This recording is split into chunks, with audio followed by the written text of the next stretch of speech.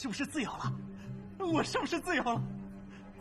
多谢上官，多谢各位！我迫不及待要去逛逛东市，吃一碗肖家馄饨，我买套像样的衣服，然后去林客坊快活快活。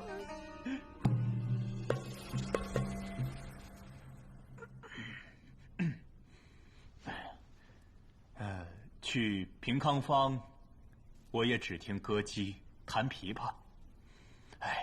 几个月了，耳畔没有丝竹声，我真是受不了啊！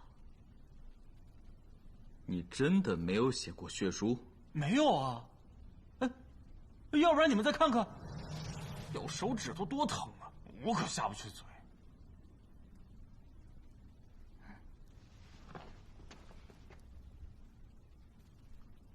写下你的名字。啊？为什么呀？哪那么多废话？这是你问为什么的地方吗？哦，我写。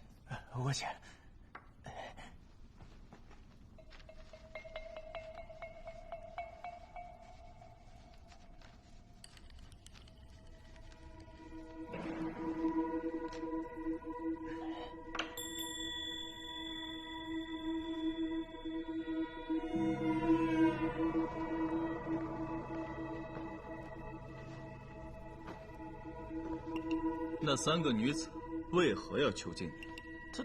他们是歹人呢。哦，那你解忧郎的绰号是怎么来的？是，怪我，是我先勾引他们，这点我认。后来我想抽身，可没走成啊。自作自受，你这样的品行，不配考取进士。滚回老家去吧！他一下笔便知，那血书绝不是他写的。不过我想说的是，写那血书之人一定是读书人。哦，用写字还能写那么端正，不太容易的。明白了，辛苦了。3个女子是邻居，又都是寡妇，这种情况在修真坊多吗？不多，我相信这到哪儿也应该不多。他们一直住在那儿？那倒不是，阿聪那是从小住在修真坊，招了上门女婿，那个人倒是挺老实的。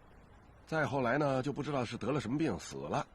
曼娘和阿花呢是前几年相继搬过来的，曼娘早一点，阿花呢晚几个月。那个时候阿聪的丈夫还在吗？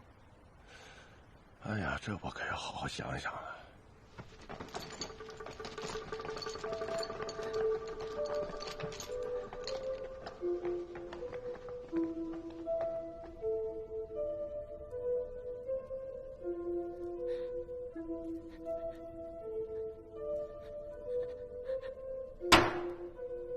煌煌京师，竟将人囚禁为奴，尔等该当何罪？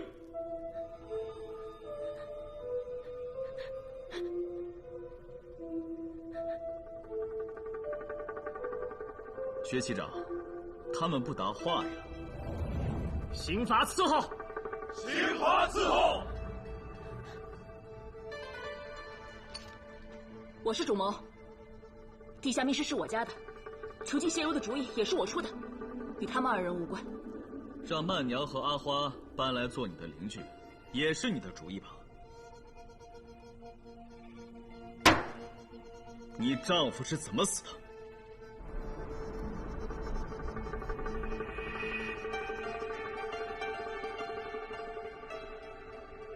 把他压下去。是。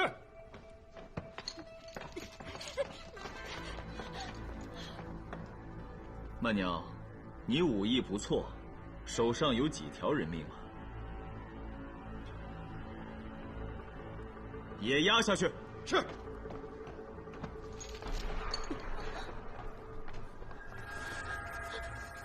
阿花，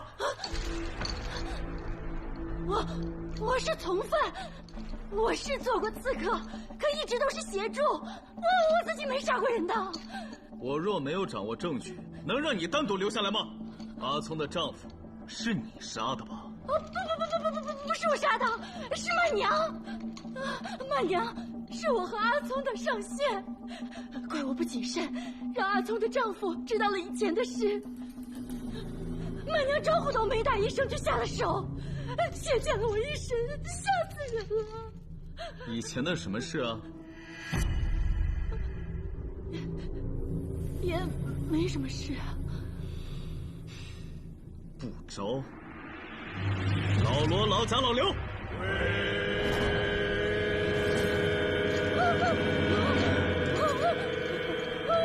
我招。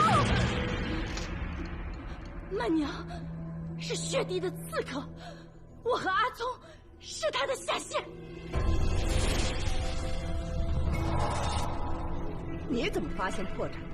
你们去乐游园采蘑菇给他过生日时，明面上他已经搬走了。都怪阿花这张嘴，当然也怪我，竟被解忧郎给勾引了，才落得今天。关于血滴组织，我什么都不会说的，你们直接砍我的头发！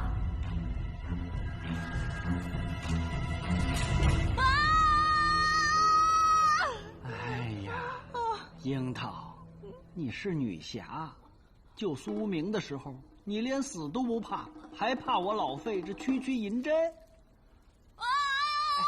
哎，不许动，不许动！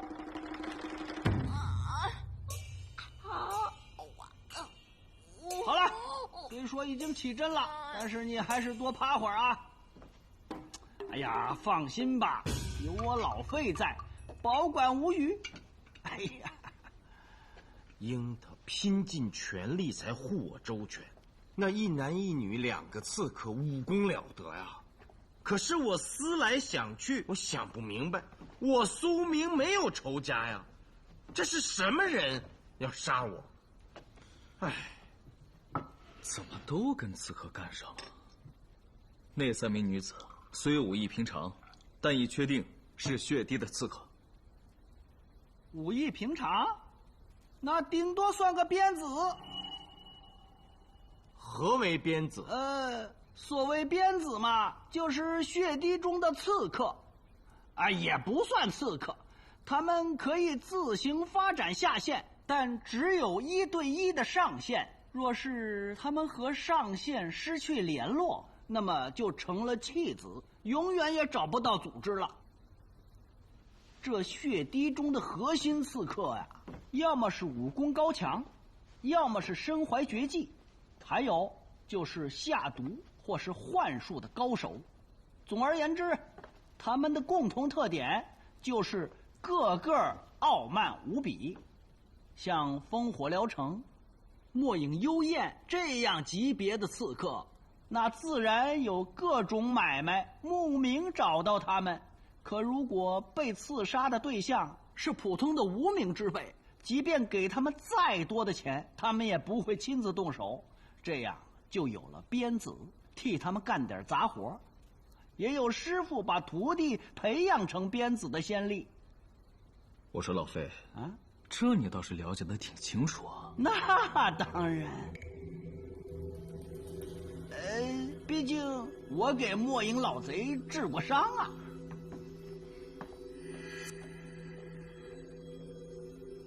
苏明，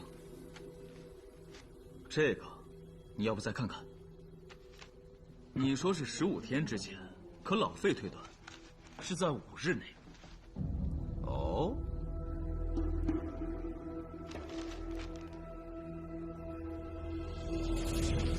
这血字甚麻，如蚯蚓走泥纹。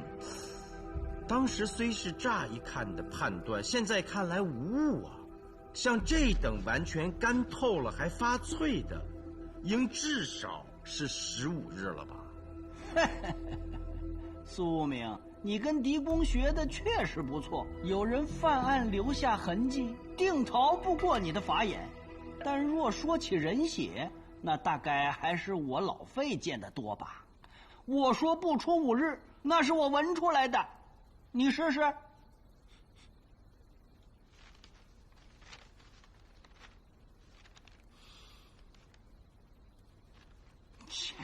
你们的鼻子都不行，没闻到血腥味儿。没有啊。你多抠下一点来，溶之于水再闻，尤其是那个蟹字，或者是叫那个解字。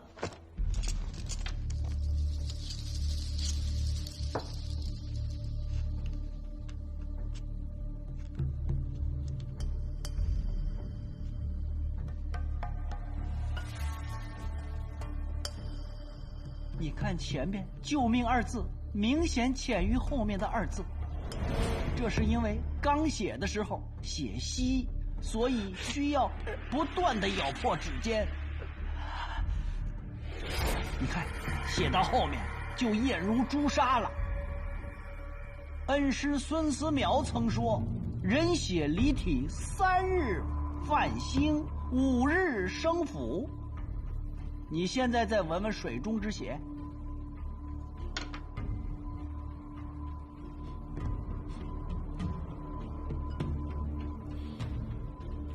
确实有淡淡的腥味儿，此乃血中精气未散之象。按《黄帝内经》血气衰变之法推算，绝超不过5日，当在3日至5日之间。可这字迹的干裂程度，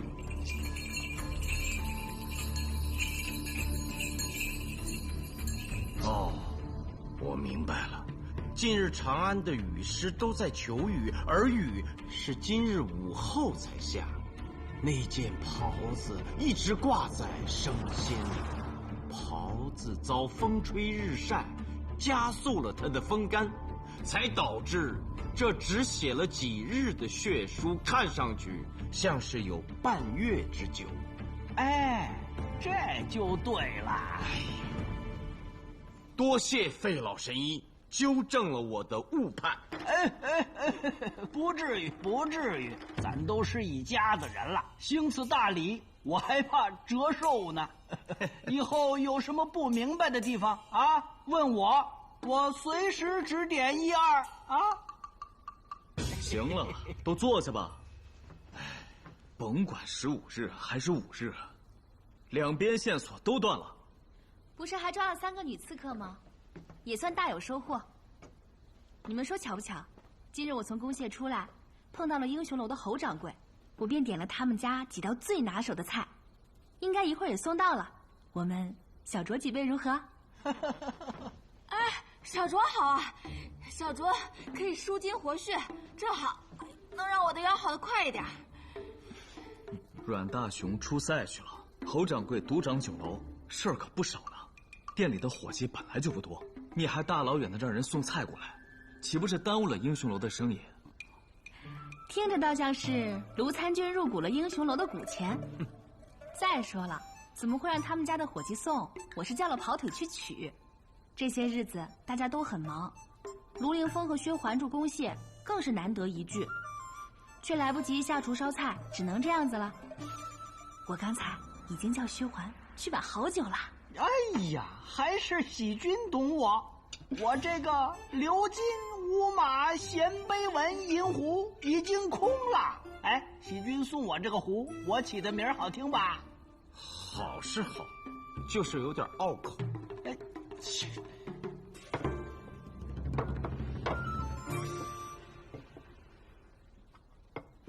按照原本的计划，明日正该入修真坊理案，希望能找到一些有用的线索，故我今日就不喝了。哎呀，最近查的案遇到的事儿，都跟这个修真坊有关。要不明日我陪你同去？哎，是你主动要去的，别抱怨。为了探案，我何时抱怨过？辛苦你了，你的跑腿费。哎，多谢小姐。实不相瞒，我做跑腿啊，已有半年多了，还是头一回送饭食。这来的时候我就在想，是谁这么有钱，就几道菜是要从开远门外穿半个长安城送来。殊不知，你要宴请赫赫有名的嫡公弟子。哦，我见过卢参军，入坊办案威风凛凛，对咱老百姓又和善。我这一趟跑腿啊，可是值了。给，这是卢参军赏你的。谢谢小姐，谢谢陆参军。那你们慢慢吃，我就先走了，还有东西要送呢。告辞。为官者能得到百姓的认可，那是最开心的事儿。今晚要不多少的喝点，小酌不耽误明日入方立案。那就小酌。小酌。我老费平生最讨厌小酌二字，处处透着矫情。你俩小酌啊，我与诸君痛饮。既喝酒当痛饮。